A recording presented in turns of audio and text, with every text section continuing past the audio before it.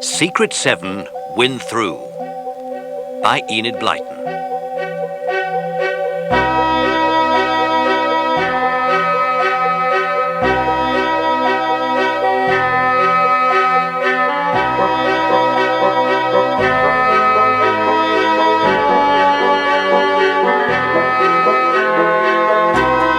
It was the Easter holidays, and the Secret 7 were anxious to hold a meeting as soon as possible.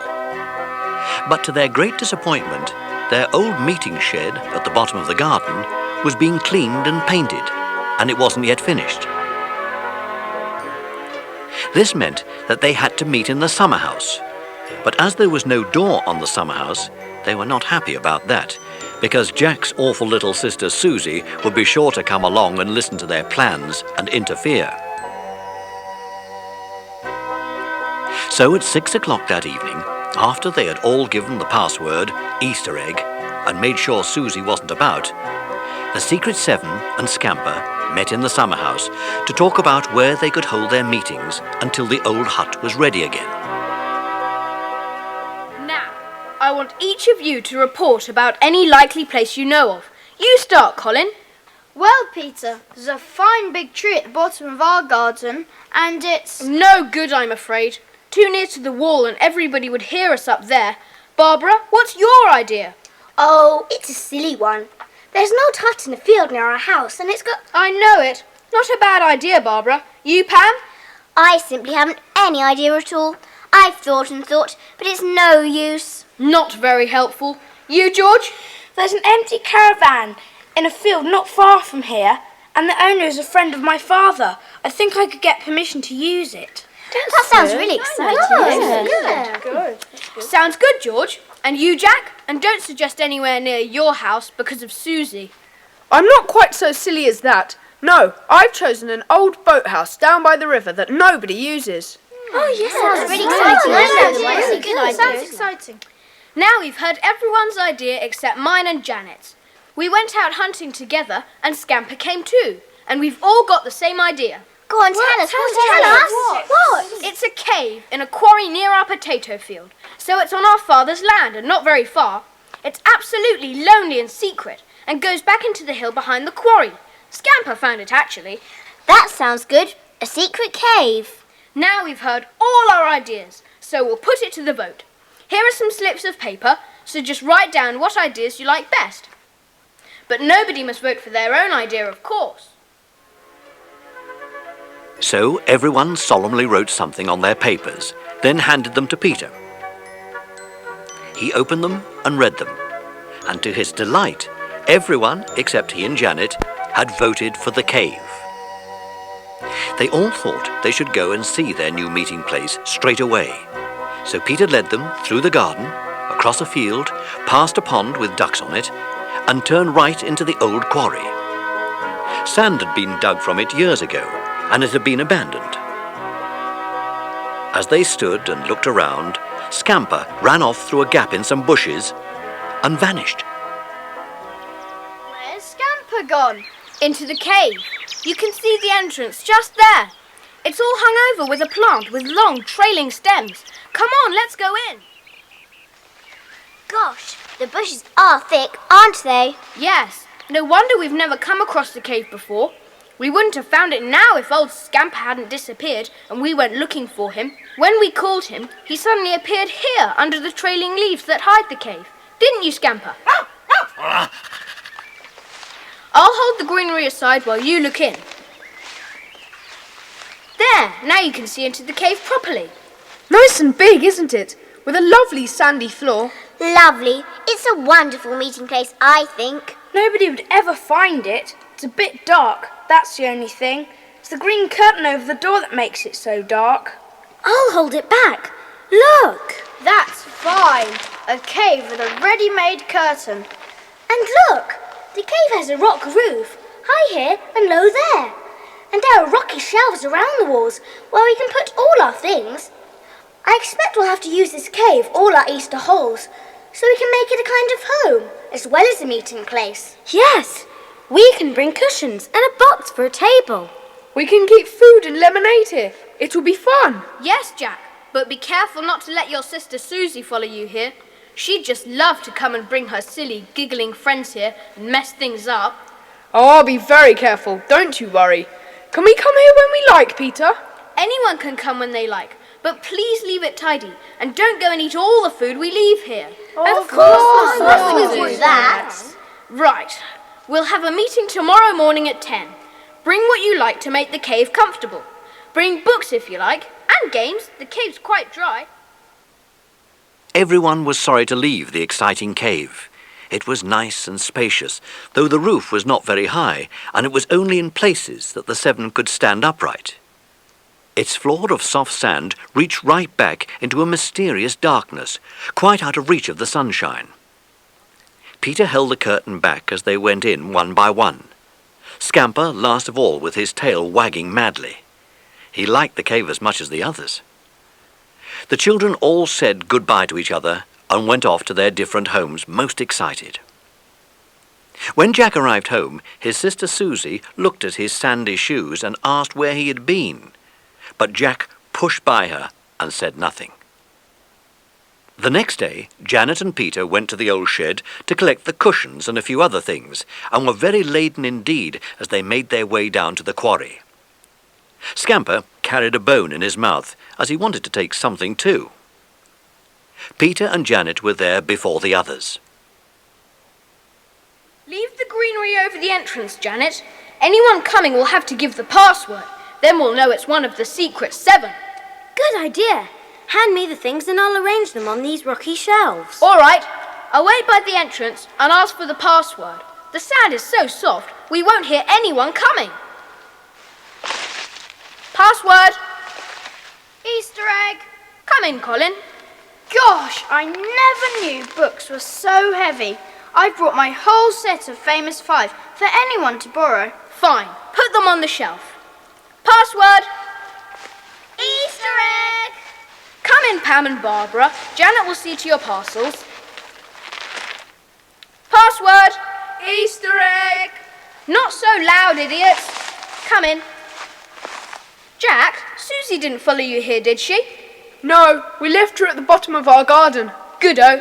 Now I'll tie our greenery curtain back and let the light in. There. Oh, it's fabulous. Great. And we're lovely and safe and secret here too. I don't expect anyone remembers that there was ever a cave here. And Scamper would bark if anyone wandered near. Yes, and it's all beginning to look quite cosy already. And it was. The box table was in the middle, and the cushions arranged on the sandy floor. The books and plastic cups and bottles of lemonade were on the ledges, and a tin stood in one corner. It had in it some of the food the 7 had brought. On another ledge was a tin of bottled sweets, a packet of biscuits, 2 bars of chocolate, a jar of crab paste, and another of homemade strawberry jam. It all looks very good indeed. Yes, we found a place for everything. By the way, that corner belongs to Scamper. He's buried his bone there, so please don't disturb it, anyone. You can stop sitting there, Scamper. We shan't take it. We know it's your bone, and we don't want it. I'm hungry after all this. I vote we choose something to eat. We've got very well filled cupboards. I'll have a ginger bun. My mother made them yesterday. They're lovely. Let's begin with those. Good idea. They're really delicious. Yes, I remember you brought some to the last meeting. So there they all sat, the secret 7 happily munching ginger buns. The cave proved to be a great success. On rainy days, they could play games or lie in the sand and read. There were plenty of cushions, and the shelves were always stacked with books and magazines, and with food and drink. And even Susie hadn't discovered their secret, although not through lack of trying. One sunny day, the secret 7 decided they would have a game of hide and seek. The cave would be home, and Jack was the one chosen to go to the other side of the quarry, close his eyes, and count to 100 before he began looking for the others. As he opened his eyes after counting, he glanced towards the cave and saw someone running into it. That's not fair. They haven't given me a chance to find them. I'll soon find out which one of the 7 it is and tell them what I think of them. Well, it's not Pam, because I can see her blue dress through those bushes. I'll catch her first. He rushed at her, but Pam escaped and ran laughing to the cave. Then he saw Janet, Barbara and Scamper rushing to the home, and then Colin, who was too quick for him. He hunted everywhere for George and Peter, and eventually found them hiding behind a great hummock of sand. George escaped, but Jack grabbed Peter and took him back to the cave. When they were all together, Jack looked puzzled. There's something I don't understand. What don't you understand?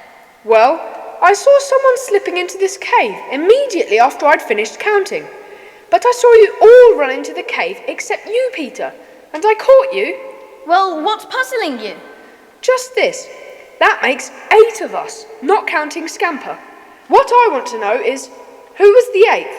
Well, I didn't slip in. It's really strange, isn't it? Well, you caught me. I definitely saw someone come into this cave before I discovered any of you. There's nobody here. Oh, Jack, could it have been Susie? I don't know, but whoever it is must still be in here. I found Pam almost immediately, and she rushed straight here. You didn't see anyone, did you, Pam? Of course not. If I'd seen Susie, I would have been furious with her. Let's shine the torch round and have a look. Come forth, O wicked intruder. That's odd. Very odd. Give me the torch, Peter. I'll go and see if there's any hole at the end of the cave we may have missed. Here you are, but I'm sure there isn't. Cheer up, Jack. You must have imagined it. Anyway, would anyone come into the cave when we were all here in plain view? But we weren't! Look, we were playing hide and seek, and were all quiet and well hidden. Anyone coming at that moment would have thought the place was deserted. I see what you mean. But there's nobody here, so let's have another game. My turn to find you all. Go and hide. Nobody said any more about Jack's idea that someone had slipped into the cave, and Jack began to think he must have imagined it. Then, after a few more games, they tidied up the cave, went out, made sure the green curtain was across the entrance, and arranged to meet back there the next afternoon, and went home. But the next day, they all had a shock. When they arrived at the cave, they could see that someone had been there before them. The biscuit tin was on the floor, the buns were nearly all gone, one of the books was missing, and 3 cushions had disappeared. Of course, they immediately suspected Susie, and Jack went straight back to his home to find his sister and ask her if she had been there. The other 6 sat round waiting for him to return, and after an hour he gave the password, entered, and threw himself down on the sandy floor. Well, I've had an awful time. She said she never even knew this place existed, and when I accused her of coming here and taking our things, she flew into such a temper that Mother heard her and came to see what was the matter. Bother! What happened next? Mother made me tell where our meeting place is. Was Susie there when you told? Yes, and she said she was going to find the cave and make a real mess of it. I don't think she was here this morning. Mother said she was with her friend Jeff all the time in the garden. Who was here then? We don't know, but now Susie knows about the cave, we must be on our guard. I wouldn't be surprised if she brought Jeff with her and turned the whole place upside down. You don't know her like I do. Well, let's make a trap for her or something. Yes, let's do that. Let's do what my cousin once did to someone he didn't like. What was that? He got a reel of cotton and dipped it in honey. Then he wound it all over and across the entrance to our summer house. Then, when this awful boy went into the summer house, he walked straight into the sticky threads and thought that an enormous spider's web had caught him. Oh, how horrible. Susie would hate it. She loathes spiders. But who's got cotton or honey? Nobody here. I can run indoors and get some. But aren't we being rather horrid to Susie? No, it will only be her own fault if she comes inside our cave. It's no good being soft-hearted with Susie. Sometimes I think she's cleverer than any of us. So Janet ran off to the house to get the honey and cotton, and before they left the cave, Janet ran the thread through the sticky honey, and the boys wound it back and forth across the entrance. Everyone giggled and wished they could be there to see the booby-traps catch any intruder. But twice that evening, Peter went up to the cave to examine the trap, but it hadn't been disturbed.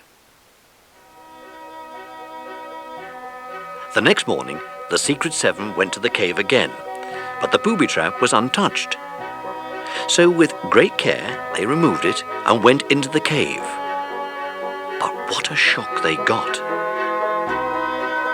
The tins were opened and thrown on the floor, 2 more cushions had disappeared, and more books and food and a torch which Colin had left on a shelf had gone too. The children began to feel scared. How could all their things be taken if no one had entered the cave? There's no way into this cave from the inside. We've looked. So where does this awful visitor come from? I don't know, but Scamper seems very interested in the cave this morning. Look at him, sniffing and nosing around. I don't like this at all. I vote we clear out this cave and go and find another meeting place. It's no fun here if we're going to be messed about by some unknown visitor. Anyhow, I don't like the sound of him. Nor me. Let's start clearing up straight away. Scamper's dug up his bone already. Where's he gone now? He's found something on that ledge. Look! Come here, Scamper. What is it? Let me have it. Good dog. It's a notebook. A bit scruffy. Anyone own this? Definitely not. It's too scruffy for me. Peter, it may have been dropped by our strange visitor. Look inside. Yes, it does belong to our visitor. And here's his name. Look. Wow, this is a find. He dropped it when he came raiding our cave last night. Albert Tanner. He's our mysterious visitor. Who can he be? Well, we'll find out somehow. Let's clear out of here quickly, before Albert Tanner knows we found his notebook. We're all ready to go. Let's scoot off now and examine the notebook in secret. Good idea. Ready, everyone? Come on then.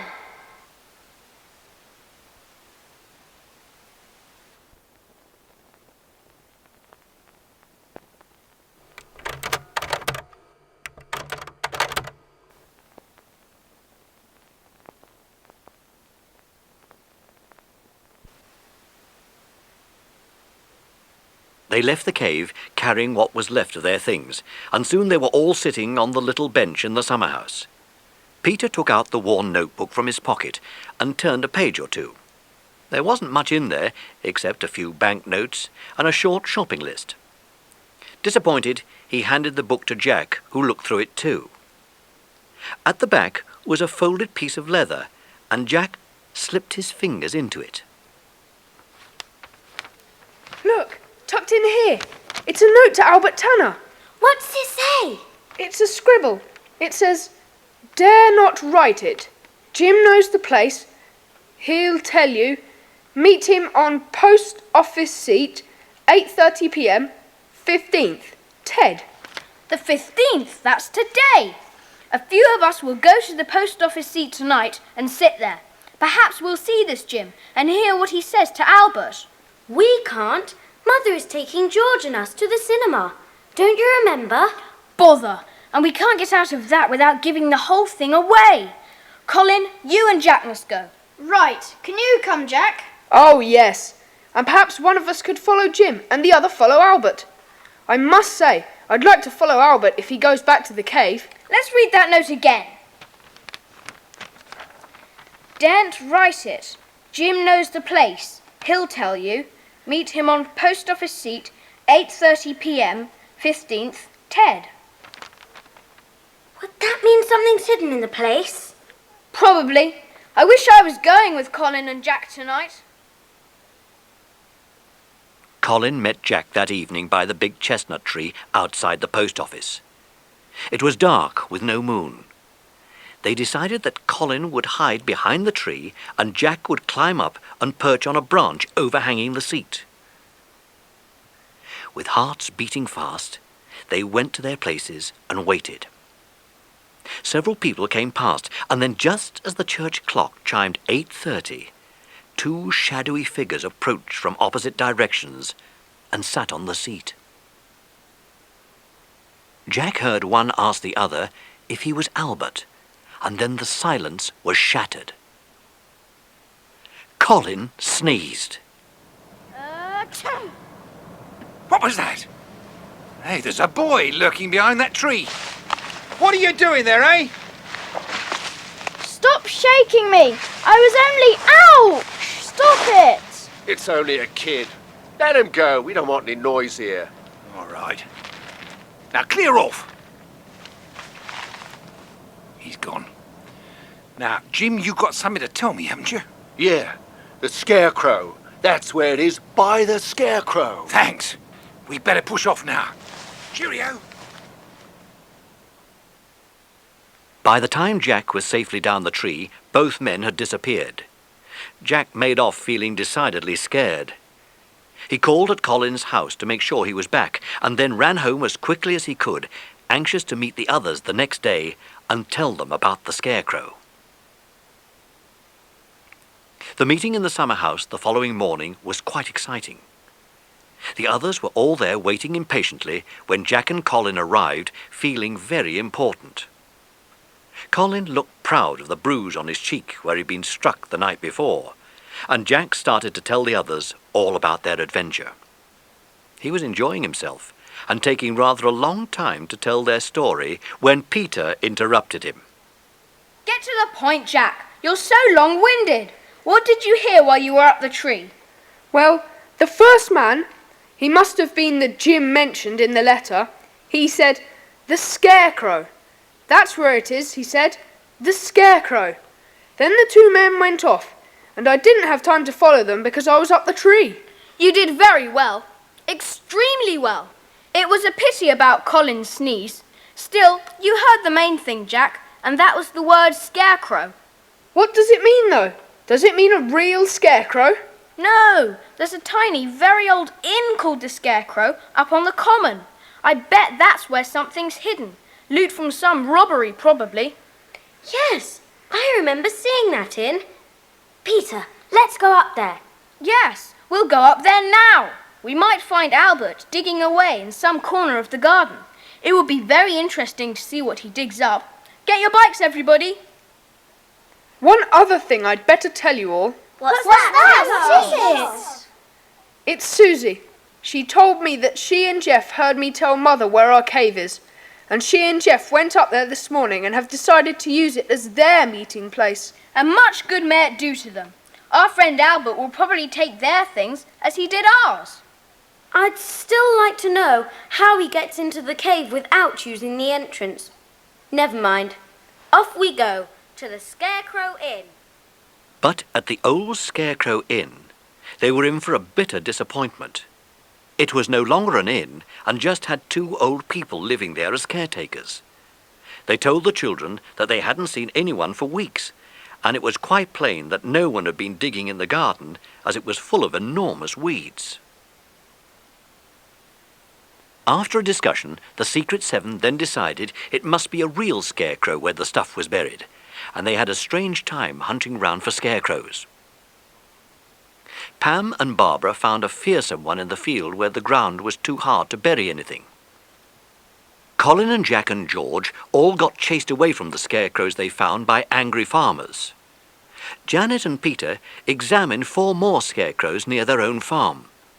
But plainly, no one had disturbed the earth near any of them. When Peter and Janet got home, their mother looked at their muddy shoes. Take those shoes off and leave them outside. Where have you two been? We've been looking at scarecrows, Mummy. Scarecrows? Yes, Dad. You should go and see the Scarecrow up in the oat field. Old James tells me it's got a robin's nest in each pocket. He noticed it because somebody has been walking over his precious oat field, and he followed the trail to the scarecrow. Walking to the scarecrow? Who was it, Dad? Goodness knows. Can I, go and look at the, robin's nest? Now, before dinner. Don't be silly, dear. The nest won't fly away. They'll still be there after dinner. After they had eaten, Janet and Peter ran down the garden, out of the gate, and down the road to the old oat field. Old James's scarecrow flapped in the wind, and the children ran across to it. But when they saw that the ground around it had footprints everywhere, and the soil had been well dug up, they knew they were too late. They had a look at the robins' nests, and then walked home very disappointed. It was 2:30, and the other members of the Secret Seven were waiting in the summer house. They were very downcast at Peter's news. They decided to go back to the cave and collect Jack's torch, which he had left there. That's if Albert hadn't taken it. When they reached the cave, Jack went up to it first, then stopped short in surprise. Someone was there. He could hear two voices, one of which he knew was Susie's. He went in the cave, frowning. Susie, what are you doing here? Oh, Jack, I'm glad you've come. Something peculiar has happened. It's pretty peculiar that you and Jeff should come to our cave. Don't be cross, Jack. Listen, please. Jeff and I came here to hide and wait for you all to come in at the front entrance there and jump out at you. We buried ourselves in the sand out of sight, and then someone came from the back of the cave, trod on poor Jeff, and went out. And yet, we know the cave was empty. Peter, Janet, everybody come here quickly. What is it? Susie! Clear out, Susie. And you, Jeff. This is our cave, not yours. Wait! They've told me something very strange. They know that someone came out of the back of this cave. They were buried in the sand and... Yes, and I heard a thud, and someone walked over me. Then the way in from the back must be somewhere near the roof. Colin, keep guard at the entrance. The rest come to the back of the cave. Shine your torch to the roof, Jack. There's a ledge up there. I'm going up to it. Let me have the torch, Jack. Gosh! What is it? What is it? There's a round hole and a rope end hanging down. I can just reach it. Putting the torch in his pocket, Peter caught the rope in both hands and climbed up it as he did in the gym. He came to a broad ledge and rested for a moment. Then he put his head through the hole that still went upwards and found himself looking into another cave. He shone his torch around, gave a gasp of astonishment, clambered back down the way he'd gone up, and went to get some air at the front of the cave. The others gathered round him. What is it? Tell us. Please tell us. There's a cave up there with all our things in it. And there's a mailbag, I think, probably full of registered envelopes. Goodness knows how long it was buried beneath our scarecrow. What a find! Now we know how our mysterious visitor got into the cave without passing the front entrance when he wanted to steal our things. Now listen, he may come back at any moment, but he won't dare to come here while there's people here. So make a noise. I'm going to tell Dad, and he'll phone the police. I'll leave Scamper with you. Right. You were really clever finding that cave, Peter. Well, I really put you onto it. Gosh, I was glad to see you, Jack. You were wrong to come to our cave, but for once you were right to tell me what you'd seen. Now, if you want to stay with us, behave yourself. Do you hear? Yes, teacher. Be quiet, or out you both go, you and Jeff. And they all began to make a noise while Peter ran to tell his father. Peter's father could not make head or tail of the boy's breathless story at first, but at last he made out enough to tell his wife to phone the police while he went with Peter to the cave. There the others were waiting anxiously. The green curtain was tied back, and Peter's father gazed into the cave. I'd forgotten this old cave. I loved it when I was a boy, but I never knew there was a cave above it. Come and see, Daddy. When we had our things taken, we never guessed someone was hiding above us. There's a mailbag up there, Dad. Do you think the man stole it? Probably. I wonder how long it's been up there. Only since last night. It was buried by the scarecrow in the oat field. So that's why you were so interested in scarecrows all of a sudden. Go and see if the police are coming, Peter. Peter and Scamper set off through the quarry, and halfway through, Scamper ran to a hummock and started barking violently. Peter saw a curious mound in the sand, which Scamper jumped on.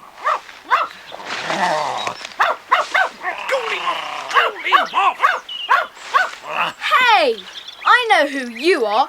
You're Albert, aren't you? Hiding till we're all gone so you can fetch the stolen mailbag. You meant to leave the bag in... Inspector. Hello, Peter.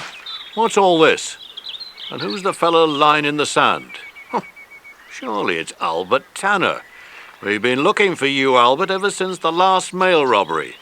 I knew you'd been up to some adventure, Peter, as soon as your mother phoned us. Is Albert anything to do with it? Yes, my father's over there by the cave waiting for us. Come along then, Albert. You're under arrest. Hello, Inspector. Why, you've got Albert Tanner. You know him, do you, sir? Yes, he used to work for me, but he was so dishonest I had to dismiss him. That's how he knew about the cave then, and the one above. He must have explored it like we did. This man and another did a mailbag robbery. The other man hid the bag somewhere, meaning to get it when the commotion about it died down. He worked on this farm once too. His name's Ted Yorks. Ted Yorks? Yes, he was another bad lot. Well, as I said, these two planned the robbery, and the mailbag was hidden, ready to be found, and the contents shared. But Ted got caught and put in prison, where he still is. But he managed to get a note out of prison, telling Albert where the mailbag was hidden. Albert hid in this cave until he got Ted's message. And when he got it, he went to meet Jim, who told him it was under the scarecrow where they used to work. These kids know all about you see, Albert. Now, where's the mailbag you dug up? I don't know anything about no mailbag. I'll get it, shall I? The mailbag, Peter? Don't tell me you know where it is. Right, get it. So off Peter went to the back of the cave, shinned up the wall, and disappeared. Soon there was a heavy thud on the sand, and there, to the inspector's astonishment, was the mailbag. Oh, that is magic. Well, I'm sure our Albert won't be sealing any more mailbags for a very long time. Come along with me, Albert. And well done, Secret 7. Peter, here's some money. Take all the Secret 7 out for a thumping good tea. You all deserve it. Thank you very much. You're so kind. You're not coming, Susie. We're the Secret 7. You don't belong. Oh, couldn't she come? Just for once. She did tell you about Albert coming from the back of the cave. Please. No, we're the Secret 7, and she'll only laugh at us. I won't. I think you're wonderful. Let me come, just this once. I want to hear all about this exciting adventure. You can come, Susie, and Jeff too. Just this once. It is an exciting adventure, and it will take us to at least 4 ice creams each to tell it. And it did too. Good old Secret 7. They always get there in the end.